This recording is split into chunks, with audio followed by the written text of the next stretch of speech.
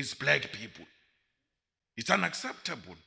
We have to have this debate, and that's why you call us controversial and all sorts of names, because you are refusing to listen to the truth. And anyone who speaks the truth is an unacceptable person in society. And we're not saying this truth in a violent way. We're saying it openly in a frank manner. 80% of the, almost 10% of the population owns the land. And without the land, we are nothing. That's why what followed 1652 was land dispossession. Because you knew that with the land, you have everything. You've got mineral resources, you've got natural resources, and you can do anything. So we remain a conquered nation. We remain a conquered nation. And like you said in 1987, Mr. Santa, that negotiations must go on, parties must talk, and then thereafter, business must continue. Business is continuing as you predicted in 1987. Exactly what you said. Apartheid economy is still continuing. Because when you went to the table, when business negotiated with the former liberation movement, you made certain things very clear. You are not prepared to surrender the land. You are not prepared to surrender the economy. You told them you can have a black president, but you are not going to do anything with our property ownership. When the liberation started in South Africa, it was not about voting. Voting was by the way. The formation of liberation movements followed the wars of dispossession. And Africans realized that if we fight as small groups, we get defeated. We need to come together and fight together under a progressive body. Fight for what? For reclaiming of our land. So you can't tell us we gave you 1994, that's enough. That's not what we formed the liberation for. We formed the liberation to reclaim our land, to reclaim our wealth. The economy is the land. The economy is the mines and all mineral resources. The economy is the food. There is no food without the land. The economy is the banks, retail stores. We need the participation of our people in the technology and science, because we cannot succeed to fight even diseases that can be cured for as long as our people do not own pharmaceutical companies. The diseases that must be cured easily kill our people, because pharmaceutical companies are owned by capital which is obsessed with maximizing profit at the expense of people. So we don't subscribe to those types of, all of this infrastructure me and you must agree about, which we are agreeing, will never be realized, because it has been proven that taxes alone cannot raise sufficient capital for the state. We have been collecting taxes since 1994. We still have a problem of infrastructural development because the money is not enough. We said to capital, run the economy, take charge of the economy, and through you paying taxes, then we'll be able as a state to develop this country. The same capital which we said run the economy still is not paying tax. They engage in financial illicit flows. They engage in aggressive tax avoidance in the country. No decisive legislation to deal with that. People take money in South Africa and invest it in tax havens. They are untouchable. If you do anything to them that is an interference, the state must not interfere. People, the investors will leave the country if the state goes on interfering in the economy. So we do not agree. We have this problem. We have this problem we are having today of an inequality which is growing, which is racially based, because of the economy which is in the hands of capital. The economy is not in the hands of the state as we speak now. It's in your hands. You are the ones who are owning strategic sectors of the economy. And therefore, if anything that is in the hands of private sector is so excellent and successful, why is Africa not successful? Because the economy of Africa is not in the hands of socialist state or communist state. It's private owned. If capitalism worked for America and Europe, capitalism has not worked for Africa. Africa has not failed because of because of communist or socialist economic policies. It failed because the multinational and capitalists come and milk our resources, exploit our resources, and leave this continent without anything. So we do not agree.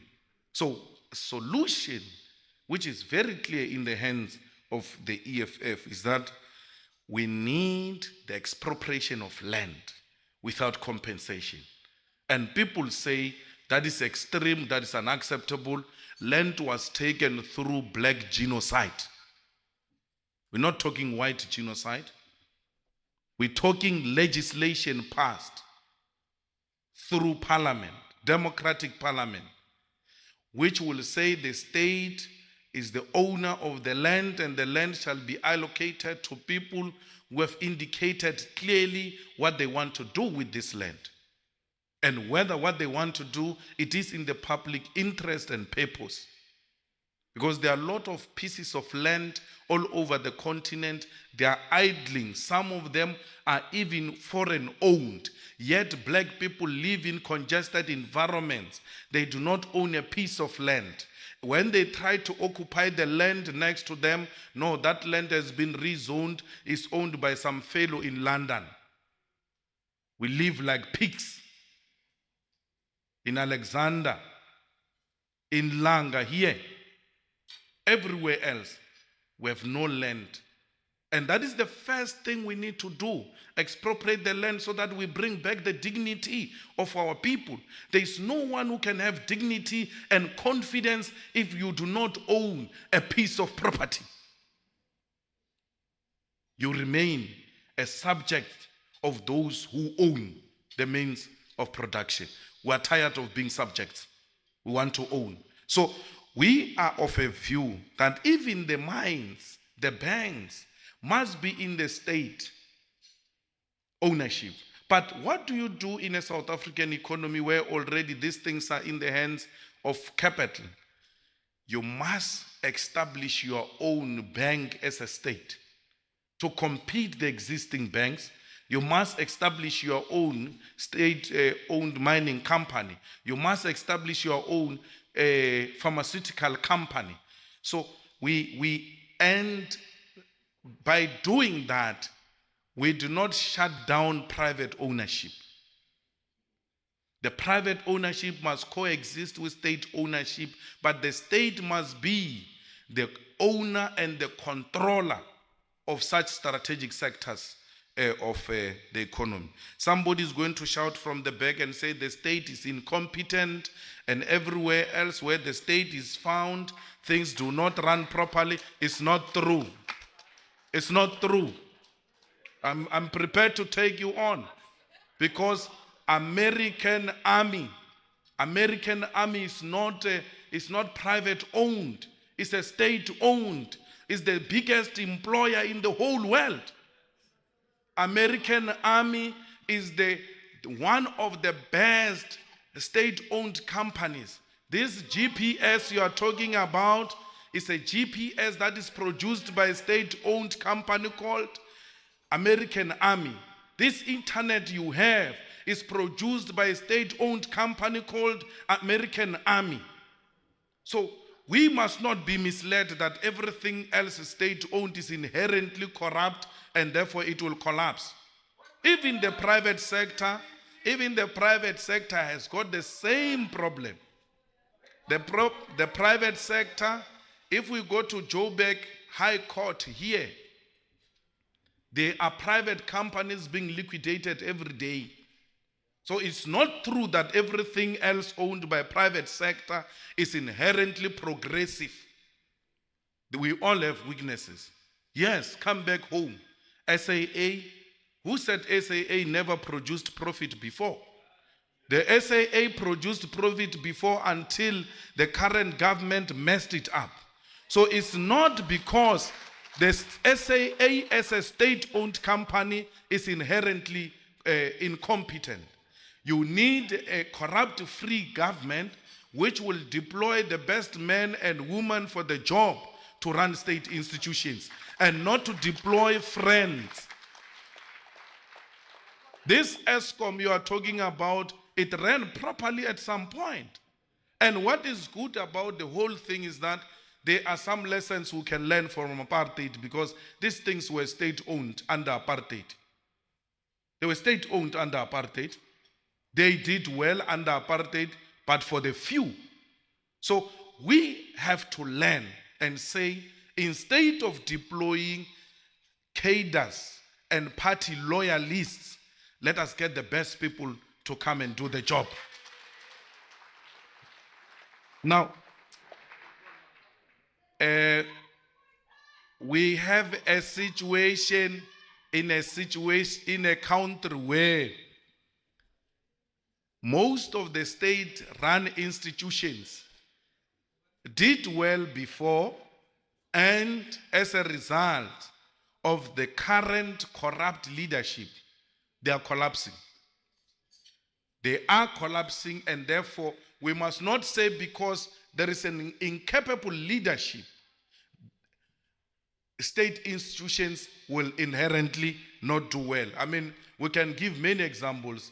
Singapore is one of the countries with state-owned enterprises which are contributing decisively to the economy. So we're saying here in South Africa, anything that is going to help us, it is a state intervention in partnership with private sector to run a successful economy. Anyway, as you were shouting at the back, I was not shocked because I don't raise comfortable things. I must touch the nerve. And I don't get easily shaken, whether by sober or half sober people. I have no problem at all. No one get to scare me. I express myself anywhere free, without any fear or any intention of begging relationships.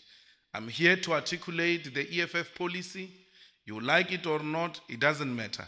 We are happy that the Cape Chamber invited us, not because we share anything, but because we can exchange ideas. What is going to make South Africa work?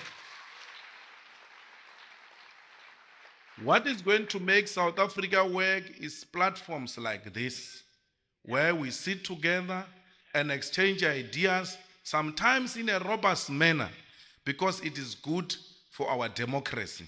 We cannot just sit in our comfort zones and not talk to each other. We have to talk to one another, sometimes uncomfortable as it might be. It's a necessary discourse because it will build this country. That's Madiba's legacy, the ability to talk to those you even disagree with. That's where we come from, and we believe that with this type of intervention, South Africa will be a better place. We've noted all those international developments, and even when it was nice time internationally, we were still doing bad, not because of the global economy, but because of the policies which were agreed to during the sunset clauses. We need the sunrise clauses. Thank you. Well, brothers and sisters, welcome back again to this particular episode. In this one here, we're going to talk about Malema. You know, I'm not tired with Malema. But of course, you know, people have got different, perspectives as far as, leadership and politics is concerned. And Malema is interesting, especially I had to bring him in this particular episode. This time around, at this particular time juncture. Of course, this particular video, some of you might be like, okay, it happened some years down the line. Yes, of course, it is true. But most importantly, sometimes history helps us to carve the future, and of course, we learn from the past experiences, the past mistakes, the past triumphs, so that we can be able to talk about the future and what exactly the future holds for us. Now, the sentiments and all the ideas that Malema has really patched here, to some extent they make sense, others they do not. But of course, being listened by a bunch of white folks is a very interesting thing for us to note right here. And then you realize that most of his audience in this particular context, especially in this particular meeting that they had at Cape Chambers, were the whites. It means that there was something that Malema had to say and that they had to listen to. And I can say that one with the the concentration and also the ability to be able to that point whereby they are able to listen to this particular man trying to articulate his particular issues, despite the fact that he has got a very strong stance to the other end, like everything is Africa, Africa has to be African, has to be African, giving those particular ultimatums like now it is time to own. Much of the land in South Africa are white owned, and much of the enterprises in South Africa are privatized. Now, something that Malema finds, not really auguring well, trying also to talk of capitalism. It has worked in other countries. Why has it not worked in Africa? Something that I give it a thumbs up. Like, hey, yeah. Why is it that if, let's say, for example, the economic, let's say, for example, structural forums or makeup of South Africa is it's a capitalist in a way, in such a way. Why is it then that much of Africa is not really developed, or to be more precise, South Africa is not really developed?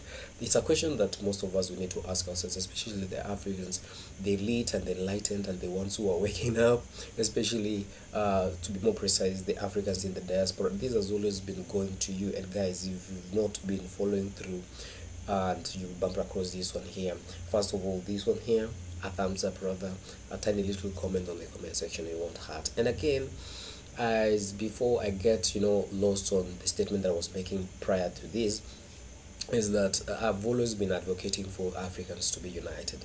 It is high time that Africans and Africans wherever you are to get together, yeah, to get together at every aspect, every corner on this particular, wherever you find yourself, is one thing at least to be able to reflect and trace back to their roots and find out that how better can you give back to where you came from.